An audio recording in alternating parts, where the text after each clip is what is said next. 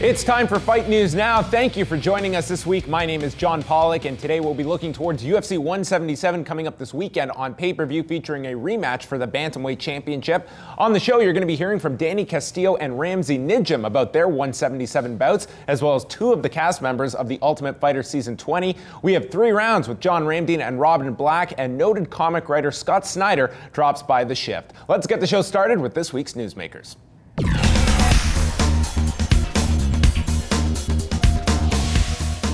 It was one of the biggest upsets in recent memory back in May when Dillashaw dominated Renan Barao at UFC 173 and became the new Bantamweight champion.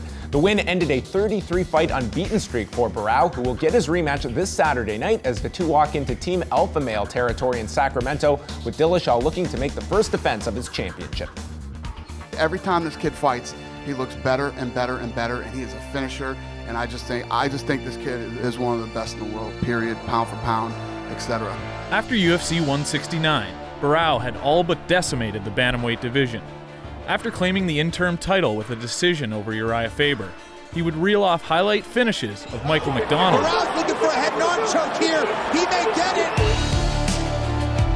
as well as the inaugural WEC bantamweight champion, Eddie Wineland. Oh my! Caught him with a spinning back kick. He's hurt.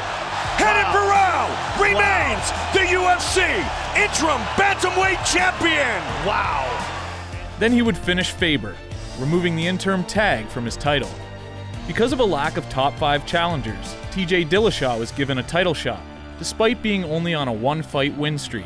Oddsmakers had the Team Alpha Male student as an 8-to-1 underdog, giving him little chance of dethroning the champion. However, Dillashaw and coach Bang Ludwig had a different plan. The 28-year-old would dominate Barao with a diverse striking game that saw the finish come in the 5th round. I felt respect to getting in the cage against him, you know.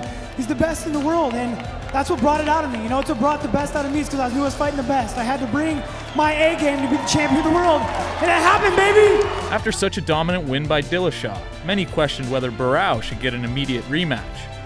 But with a 9-year unbeaten streak, the former champion was given the bout at UFC 177. However, this time, Dillashaw has gone from an 8-to-1 underdog to a small betting favorite. Barao's camp has claimed that their fighter was hurt very badly in the first round and never fully recovered, while others have questioned the former champ's hunger facing such a large underdog. Either way, we'll find out whether Barao can prove that UFC 173 was just a fluke, or whether Dillashaw truly is the best bantamweight on the planet. Going into their first fight, Barao was as heavy as a minus 12-15 favorite, but for the rematch, it is Dillashaw walking into the bout as the betting favorite. We'll now turn it over to our panel of pros to break down this Bantamweight Championship bout and see if Barao can return to form and erase the memories of UFC 173. It's going to be a different dogfight, I think. You know, Barao didn't expect TJ. You know, TJ wasn't well known. He thought, oh, whatever, I'm just going to go run through this TJ Dillashaw, and TJ Dillashaw shocked the world. Barao's a very tough fighter. He's a world champion, been undefeated for 9 years, you know, since his last loss. You expect the guy to come out like a champion, and you know, TJ just has to be one up on him again. You know, I mean, he says the head kick hurt him. I think it was the overhand right as well. I mean, so what didn't hurt him? The whole point is to beat up your opponent, and I did that for 5 rounds. I believe he did get hurt by the head kick, and you know, I think he got hurt on a lot of stuff in that fight. It's kind of shocking to me that he would want the fight this early. You know, that's the champion mentality. He wants to get back in there and fight, so I'm expecting it to be a barn burner, but I expect TJ to win. I definitely believe Dillashaw can do it again. You know, sometimes you just got a fighter's number. He's going to be able to keep Renan Barao off balance, going up and down his body, going different levels, making him think he's doing this, but really doing that. Barao didn't have an answer for the dynamic movements of Dillashaw. And not just that, but you got to remember, Dillashaw didn't even wrestle in that fight. Renan Barao is a counter striker, and he had a hard time being the one to initiate a combination, you know, effectively, consistently throughout a whole fight. That was pure striking. He put a striking clinic on him just by mixing it up and not being readable, moving in and out, using feints, and using a crazy high pace. He was first always. Barao was always waiting to counter, and that's something that I don't think is going to change from this second matchup. Dillashaw's a goer, He moves, and he's always first. That being said, I see this being a very tough match the second time around for Barao. I really think TJ's going to be able to get it again. I mean, TJ's figured out how to beat Barao. He understands like his angles and what he's got to get on Barao and where he hit and move, and Barao's kind of a planted feet, heavy striker, and I think TJ's wrestling can keep it on their feet and he can keep it dynamic enough to pick him apart again. I feel like I want to dominate him in every aspect, and we'll add some things to the game and maybe finish him a different way. With a juggling of the UFC 177 card, including the flyweight title fight between Demetrius Johnson and Chris Cariazzo being moved to next month's pay-per-view, it leaves the lightweight bout between Danny Castillo and Tony Ferguson as the evening's co-main event bout. Ferguson was the winner of season 13 of TUF and has gone 5-1 inside of the UFC, while Castillo looks to build off a knockout win over Charlie Brenneman from this past April. I just need to go out there and stick to my game plan, stick to the game plan that Coach Ludwig set for us going into the fight. I feel great. You know, I've had an extra, by the time the fight comes around, I'll have another extra 7 weeks I got to work with Coach Bang. So, you know, I'm like peaking right now. I'm supposed to be fighting in 2 weeks, so I'm trying to take this week a little bit easier, refresh this week and go back into it, grind another 3 weeks, and then, you know, I'll be at fight week and I'll be ready to go. When you have a coach that works just as hard as you and that's prepared, you go into a fight with no worries, man. We have the game plan set. I'm in a lot of ways, I'm brainwashed to go and take Tony Ferguson out.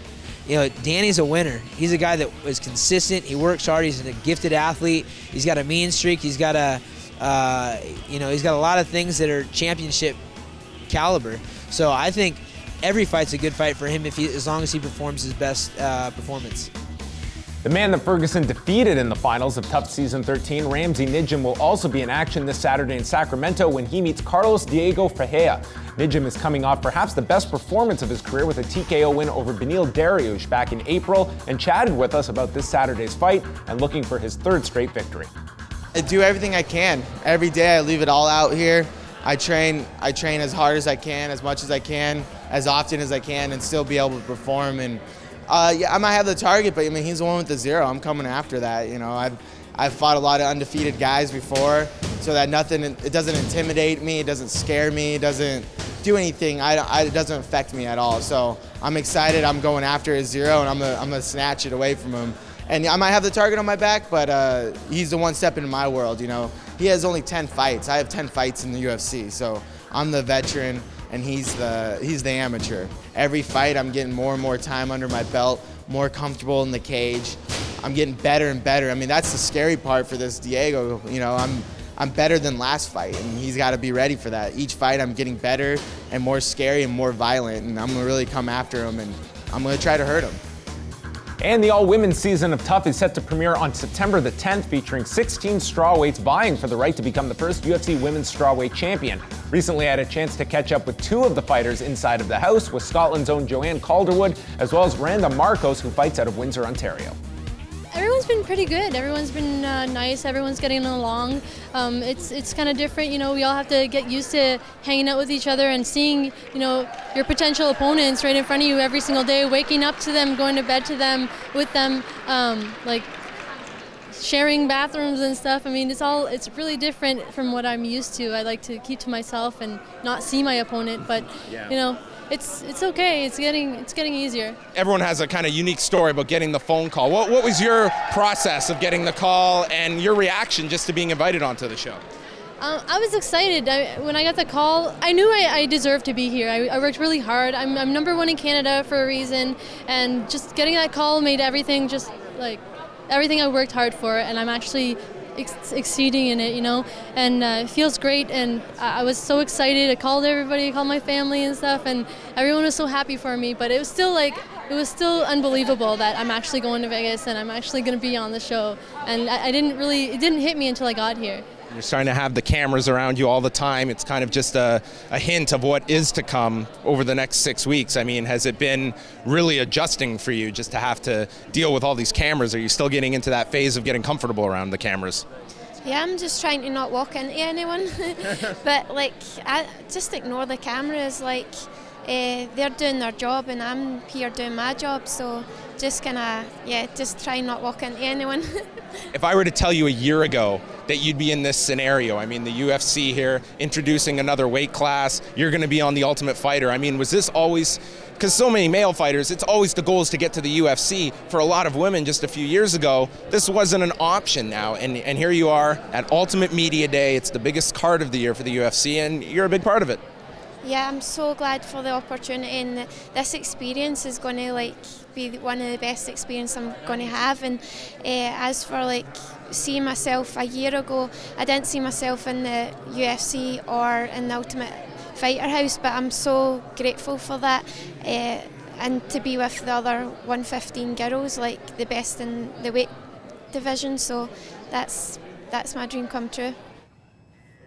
And here he is, the man of the hour, John Ramdeen. And coming up, it's you and Robin Black. Give us a tease, give us some cleavage. What is coming up on 3 rounds? Well, a lot of people say they don't want to pay $60 for UFC 177, but there's a lot of mixed martial arts around the world, and we'll tell you which cards you should tune into. MMA for cheapskates coming up next on 3 rounds when Fight News Now continues.